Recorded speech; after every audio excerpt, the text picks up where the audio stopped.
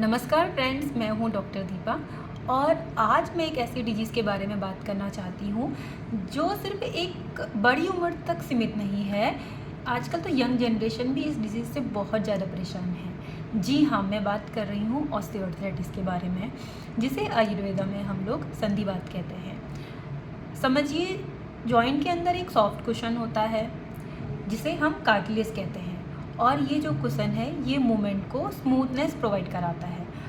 Osteoarthritis में होता क्या है कि ये जो कुशन है धीरे धीरे घिस जाता है, पतला हो जाता है और ख़त्म होने लग जाता है।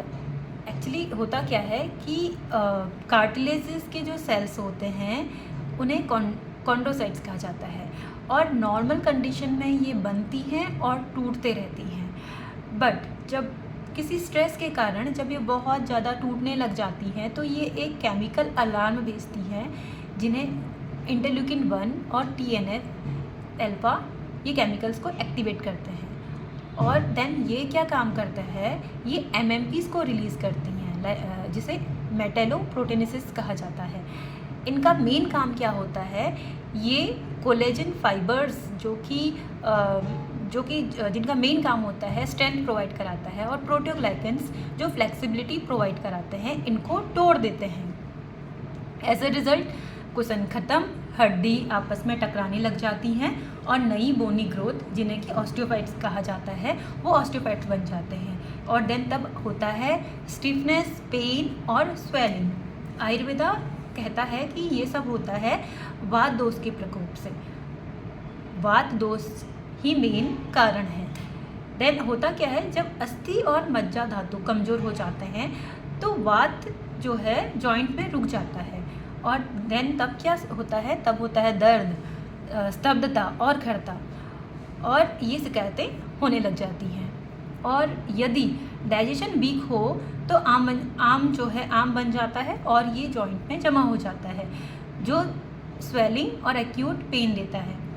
और इस स्टेज पर स्नेहन और स्वेदन तुरंत नहीं करना चाहिए, पहले आम को ट्रीट करना होता है। अब सबसे ज़रूरी बात क्या है, इसका आयुर्वेदिक मैनेजमेंट जो है स्टेज के हिसाब से अलग अलग बताया गया है।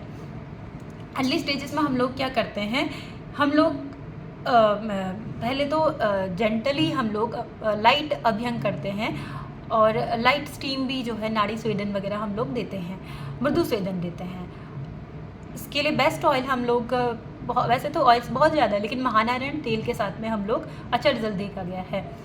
सिगरू का लेप का हम यूज़ कर सकते हैं और मेडिसिन में हम लोग दे सकते हैं, सल्लकी है, योगराज गुग्गुलू है और रसायन चिकित्सा वगैरह दे सकते हैं, गुरुचित सत्व दे सकते हैं, अश्वगंधा दे सकते हैं, शतावरी दे सकते हैं।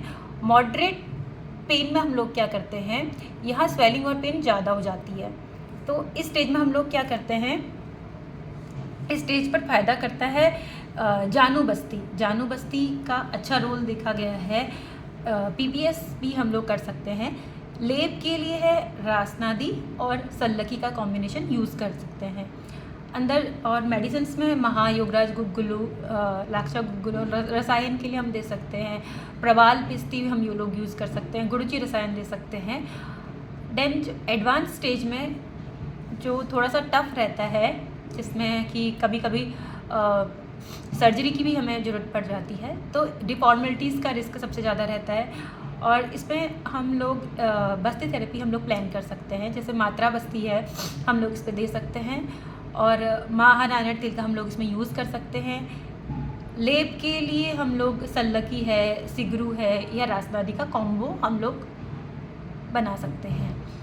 मेडिसिन में ये महायोगराज गुग्गुलू का अच्छा रोल है, सल्लकी टैबलेट्स और मुक्ता पिस्ती इसका कैल्शियम वगैरह रहता है तो यह हम लोग दे सकते हैं।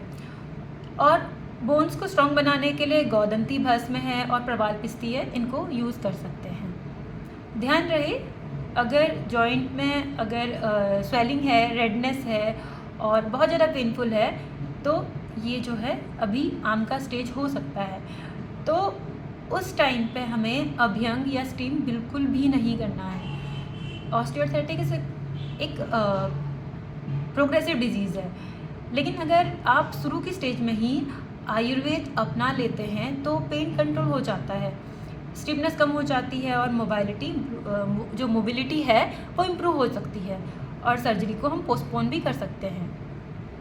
मैं हूँ डॉक्टर दीपा, MD पंचकर्मा। मेरा लक्ष्य है आपको देना एक हेल्दी और नेचुरल लाइफ आयुर्वेदा के माध्यम से। धन्यवाद। होप कि आपको जानकारी अच्छी लगी हो। नमस्ते।